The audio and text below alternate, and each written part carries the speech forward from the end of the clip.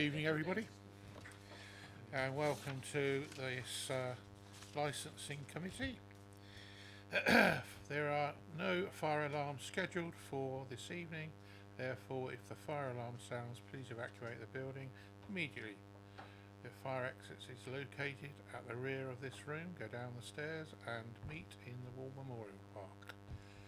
Please note this meeting is being webcast live on the internet. The webcast will also be published to YouTube after the meeting. Is it working? Yes. Thank you. Please can all members either switch off their phones or put them onto silent.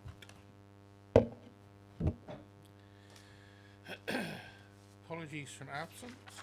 I have Councillor Vox is replaced by Councillor Robinson. T. Robinson.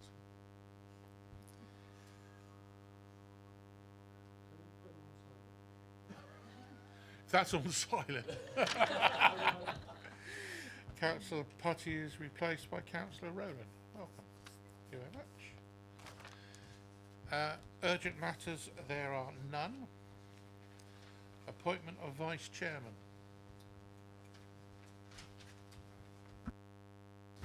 Thank you, Chair. Could I propose Councillor Faulkner, please? Faulkner, are you prepared to do this onerous job? Thank you. All those in favour, please show.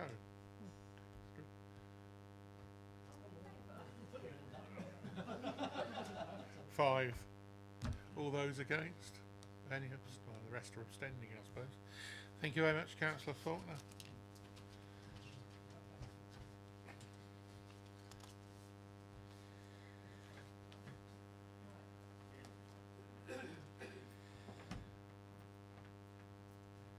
Minutes of the meeting held on the 14th of February 2019.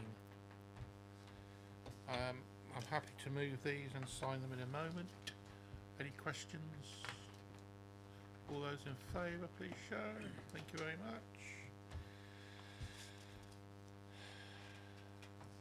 Film classification. Introduction by you, Sophie. Thank you, Chair. Good evening, councillors. The film classification policy, only a short policy, it has been brought in due to a recent independent film festival that has come to Basingstoke. It's going to be here in September. This will be its 3rd year. The first year it came with films that had already been classified, so we weren't called on to classify anything.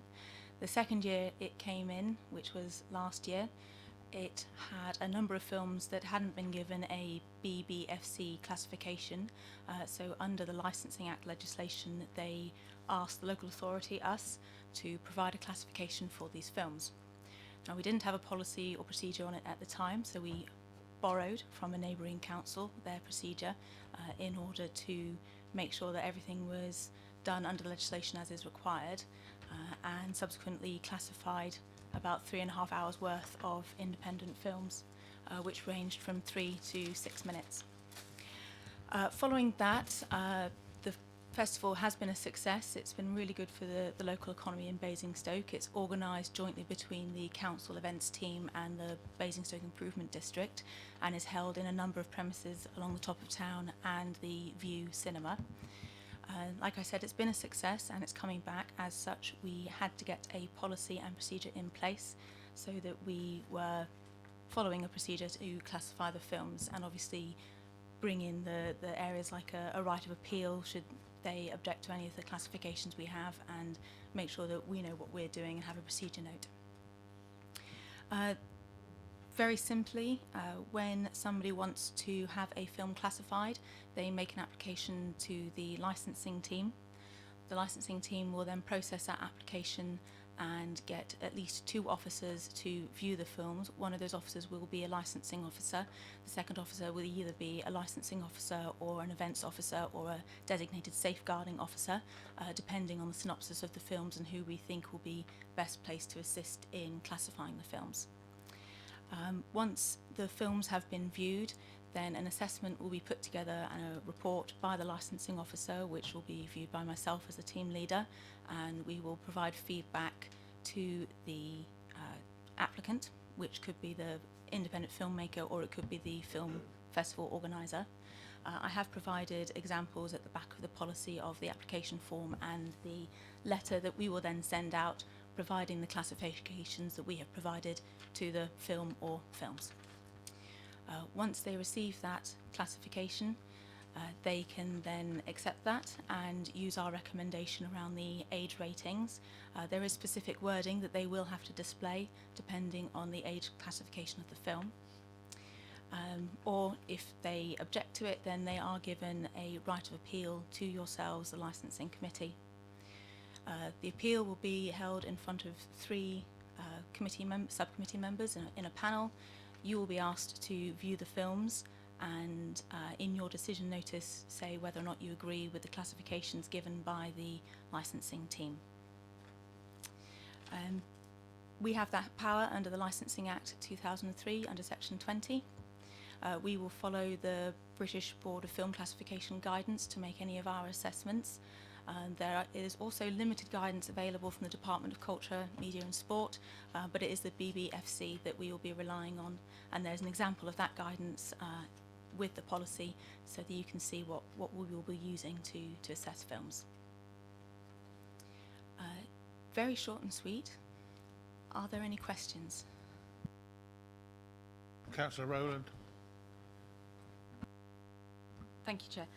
Just a couple of things, just for my personal interest. What certification did you give the films that you had to look at last year? So the films that came in last year were a range. Some were a range of comedic films, so some were 3 minutes of a comedy set. One was based on a popular video game at the time called Papers, Please. The age classifications ranged from, I think there was 1 PG, there was 1 15, and the rest were 12A. And just one other thing, in the paper, page 17, on 2.1, second line, there's an unfortunate spelling error.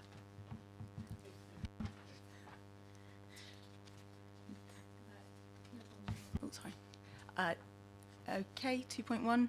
Yes, I will go through and make sure there's no spelling errors before we go out to consultation. Right, I did give you notice of the questions. First of all, which version are we looking at? Because on page 13 it refers to version 1. On page 15 it says version 2, following legal comments, was issued on the 18th of June. Yes, apologies, Councillor, that was my typo. This is version 2 that you've got with legal comment in it. And I know the second question was on the risk matrix. Due to the size of the policy, which is a very small policy, and it's going to relate to a very small amount of work for the licensing team, there was an informal risk assessment done. However, I appreciate that you've asked for a formal one, so we are putting one together, and I will share that with the licensing committee when we finalise that through Tom Payne. I think actually you answered the question before Councillor Gardner answered the second question. So you might need to know the second question that's just been answered. For the benefit of the web, the question that I raised was, can we see the risk assessment from page 11, which refers to risk management? What risks, if any, were identified? How are they mitigated? If mitigation is planned, when will it be in place? Was reputational risk considered? Risk that we classify a controversial film?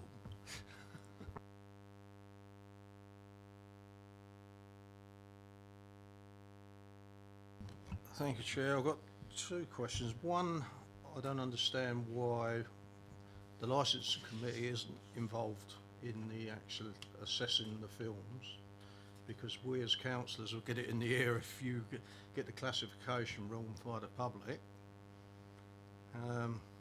I feel that we should be involved in the first instance, not the last, but that may be down to the committee or down to legislation, I'm not sure. Secondly, on page 15, where it's got consultation or consulted, it's got ward councillors, and it should be all councillors, in my view. Third item down, 1.2, consulted persons. It's got ward councillors, and I assume that's to do with the film, but which would be showing. But as we know, it won't be restricted to a ward. It'll be across the borough, people visiting it. So therefore, all councillors need to be consulted on it. I assume, if I've read that right, but I may not have done. Thank you. Thank you, Councillor. Yes, in writing the policy, I reviewed a number of policies in other councils, and there was a mix of some went straight to subcommittee with the assessment for councillors to make the first assessment, and others had the licensing team members review the films first. This way round does give a right of appeal to the applicant if they don't like the outcome, basically, yes. Although obviously if you and the subcommittee have a strong opinion on where you want to be involved in the process, then we can look to discuss that. And regarding the consultation, yes, I can change that to all councillors instead of just ward councillors. Well, there are ward councillors anyway. Yeah, so. By definition. Yeah.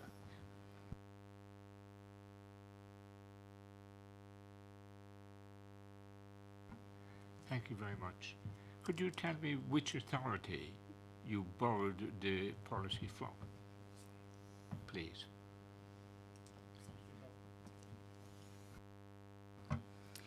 So in looking at the films the first time round, I used Barnet. They hold a number of film festivals and they've got a film policy in. In constructing this policy, there was Wolverhampton, there was Birmingham, Barnet again, and another London authority that I can't remember off the top of my head right now.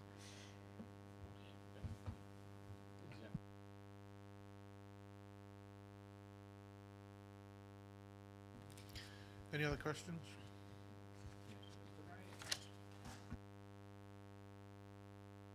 Policy of ignoring committee members and giving the job to officers, is that common? Of the policies I looked at, I think the majority of them did go to a subcommittee straight off the bat, rather than going to a licensing team first. So, and I haven't obviously seen every single film classification policy. Yeah, so of the ones I saw, the majority did go to a subcommittee first. Committee?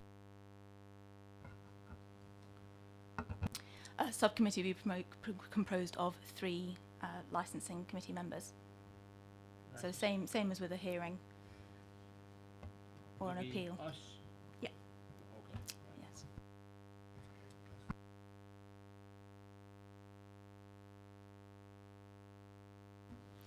Any other questions? Well, we've got the report before us.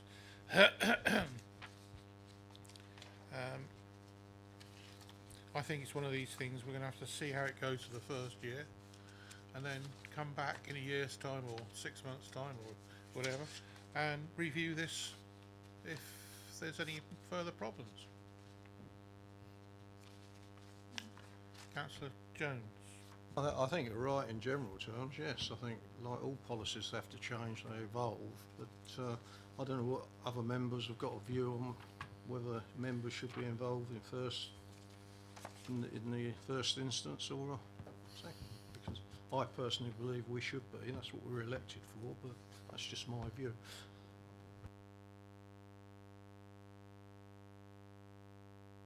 Councillor Dana. I think it's our responsibility to make sure that a responsible person does view them. It doesn't necessarily have to be a council member. So I'll be quite happy for the officers to do it for the first year to see how it goes. But I would like a report on what they've seen in terms of the number of films, the length, the subject matter, and that should be reported back to committee.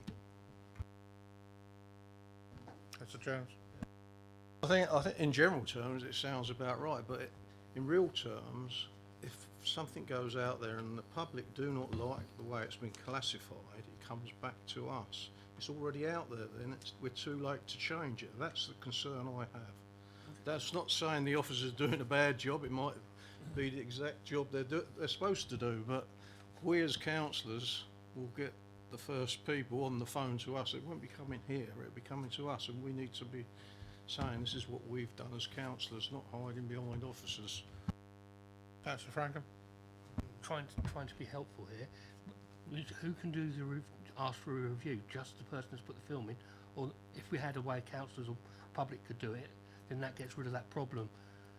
So I don't know how you would word it in, but maybe if the council wants to have it reviewed, that could be done as well. There is an opportunity for anybody to ask for a film to be reclassified. So if a film came in at a 15 and we and someone here in the local authority felt that it should be an 18, you can make an application for a film to be viewed and reclassified that way as well, even if it's being classified by BBFC or another local authority. Then there is an opportunity under that. But insofar as classifying an independent film, it is the applicant who would appeal our decision, be that the filmmaker or the organiser.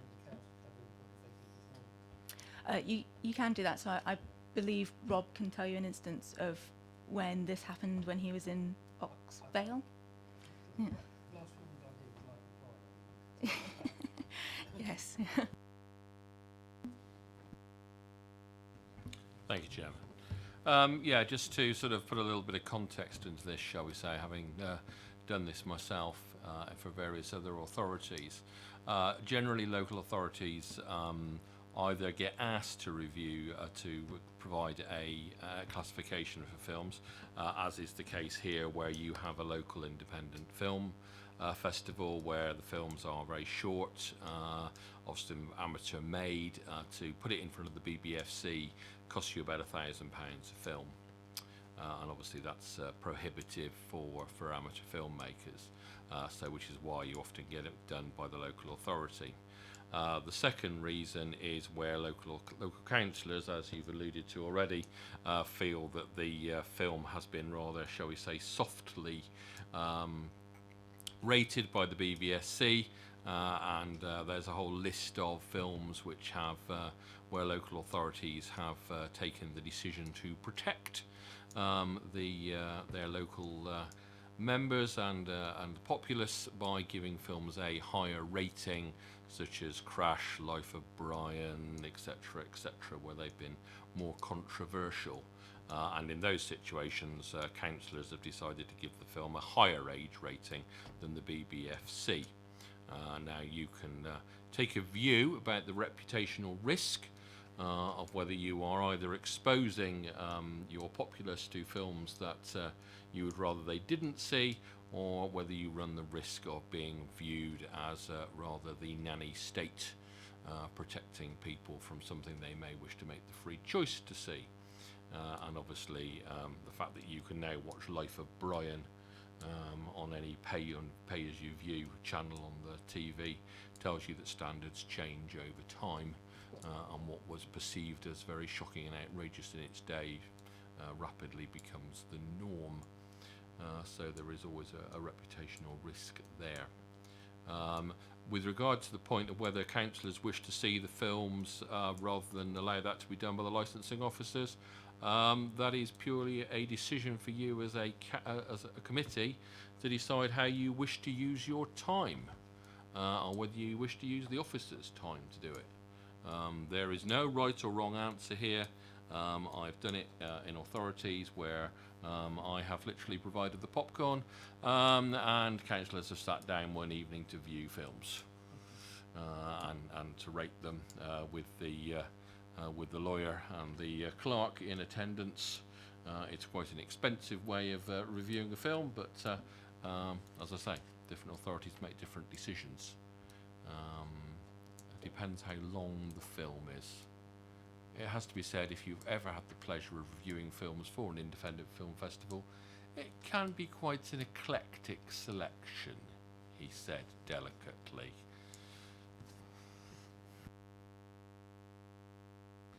Thank you. I think part of my question's already been answered. On the authorities which you compared against, do you know what the appeal rate was as such? You know, is it a common occurrence that authorities see lots of appeals go against them, or what do you see the split as? There was no information on their websites or in their policy about appeal processes. So I'm afraid I don't know what the appeal rates are. I just imagine they're probably not very high. It's going to be quite a small amount of work for us unless suddenly Basingstoke becomes a centre of independent film festivals. We're certainly not a London borough or anything like that.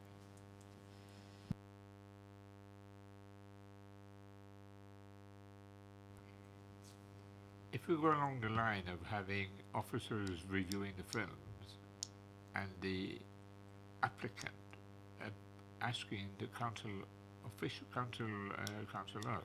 to form the mini appeal process, then every decision you make that's going to be appealed, we'd be asked to reject your recommendation and to substitute our own.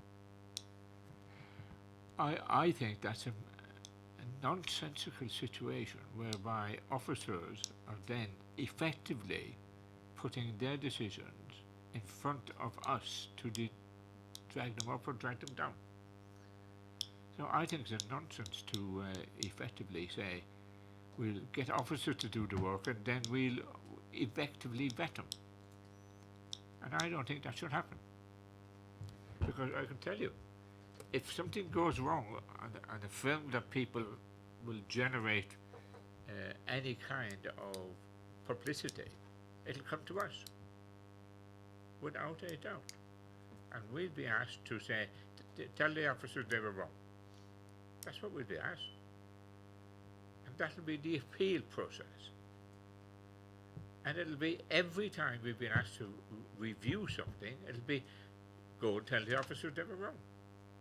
Now, I think that's a mechanism for a disastrous arrangement. It really is a disastrous arrangement. And that's what I'm saying. Thank you. Just picking up that point, we do it in DC all the time, because we look at an officer's recommendation and decide whether or not to accept it. So I don't think that is a problem. But I suspect the majority of the classifications which we are going to be awarding, whoever does it, are not going to be appealed, because they are going to be fairly mundane, if not exceedingly boring, and they'll have either a U or a PG, and nobody's going to object. So I can't see that we're going to get swamped with appeals, so I can't accept that. But my original question was, if we're charging at the rate of £80 per hour, how much do we charge for a 3-minute film? It'll be £80 on application, because there's still going to be 2 officers needing to put their time aside to watch it. We'll still have to do all the processing work around it and all the report writing for it. It would be, if it's then a 3-hour film, it would then be £80 per hour of film viewing time. So the 3-minute films I had for the Independent Film Festival last year added up to about 3 or 3.5 hours worth of officer viewing time.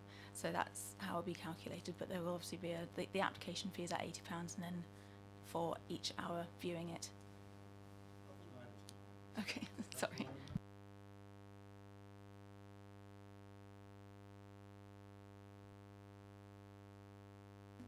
Sorry, we have the recommendation before us, unless anybody else is going to put something else forward.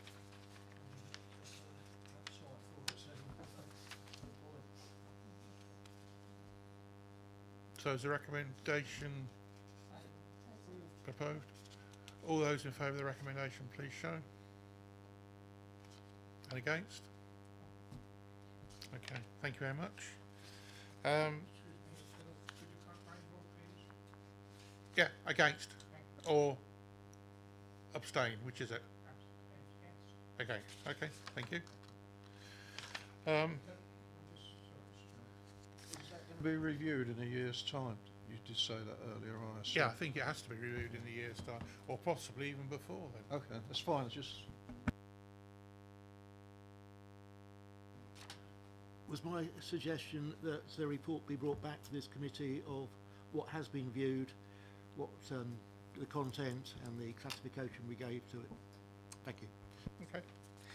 And a verbal licensing update, 7, which is review the premises and licensing attached. There's 2 of those, and 1 which is a private appeal against private hire driver's licence. Any questions? Thank you all very much. That's the end of the meeting, I believe.